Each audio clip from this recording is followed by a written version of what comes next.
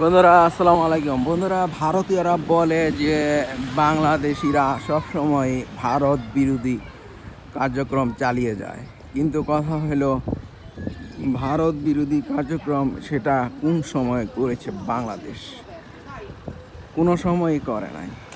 কিন্তু ভারত তো 1971 সালে স্বাধীনতা যুদ্ধের সময় থেকেই বাংলাদেশ বিরোধী ষড়যন্ত্র করতেছে। তারা তো মুজিব বাহিনী করছে, তারা তো পার্বত্য চট্টগ্রামকে বাংলাদেশ থেকে আলাদা করার জন্য পার্বত্য চট্টগ্রামের ভিতরে শান্তি বাহিনী নামে একটা বিদ্রোহী বাহিনী করছে।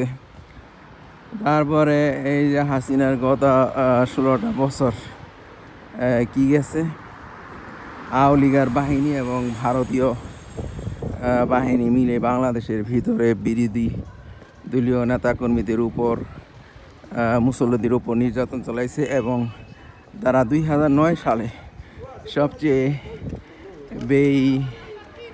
যেই অপকর্মটা করছে সেটা হলো বিডিআর ষড়যন্ত্র করছে পিলখানাতে, ঢাকার পিলখানাতে।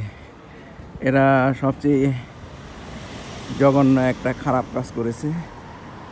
আর সেই চক্রান্তের মাসুল দিতেছে নির্দোষ বিডিআর সদস্যরা, যাদেরকে এখনও আটকে রাখছে বাংলাদেশের প্রশাসন, বাংলাদেশের সেনাবাহিনী, যারা ভারতের বাহিনীর নারী মধু ট্র্যাপে, নারী মধু ফাঁদে আটকে রয়েছেন। তারা ভারতের চাপে এখনও বাংলাদেশের নির্দোষ বিডিআর সদস্যদেরকে আটকে রেখেছেন, যেটা অবশ্যই বড় একটা অপরাধ।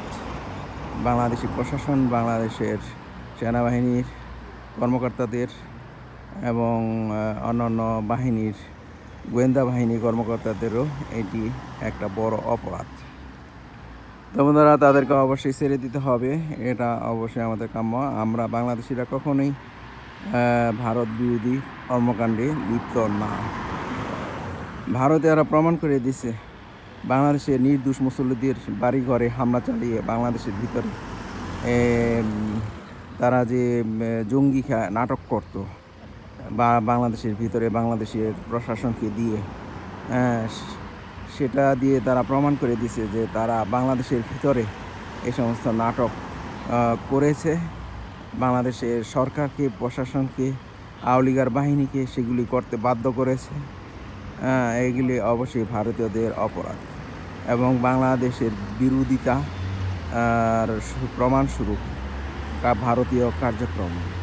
সুতরাং প্রমাণ হয়ে গেল যে ভারতীয়রা আগেও করেছে, এখনও করতেছে, সামনেও করবে বাংলাদেশ বিরোধী কার্যক্রম।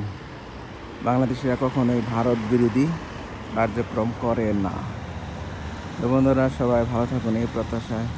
আল্লাহ হাফিজ, আসসালামু আলাইকুম।